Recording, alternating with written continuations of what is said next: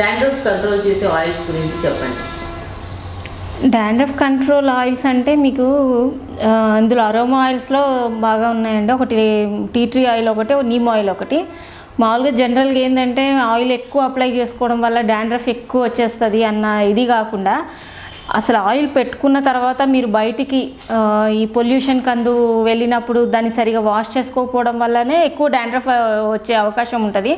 యాక్చువల్గా మీరు పెట్టుకునే విధానంగా పెట్టుకొని కరెక్ట్గా వాష్ చేసుకుని దాన్ని మెయింటైన్ చేసుకోగలిగితే డాండ్రఫ్ని కంప్లీట్గా ఇది చేసుకోవచ్చు. మీరు ముందుగా అసలు ఈ అరోమా ఆయిల్స్ విషయానికి వస్తే, కోకోనట్ ఆయిల్లో మీరు ఇది బేస్ ఆయిల్గా తీసుకొని అరోమా ఆయిల్స్ని మిక్స్ చేసుకుంటే మీరు మసాజ్ చేసుకుంటే బాగానే పనిచేస్తుంది. ముందుగా ఇందులో టీ ట్రీ ఆయిల్ ఒకటి, నీమ్ ఆయిల్ ఒకటి బాగా పనిచేస్తుంది డాండ్రఫ్కి.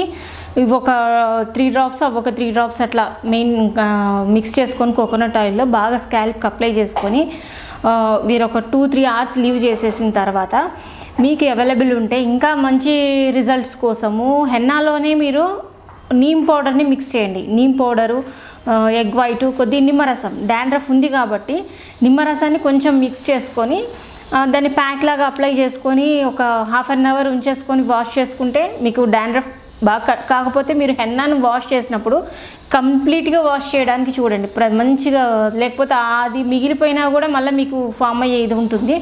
కంప్లీట్గా నీట్గా వాష్ చేసుకోండి.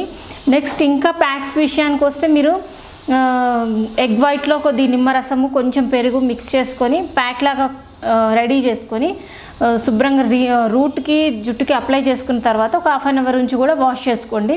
ఇది కూడా బాగా పనిచేస్తుంది.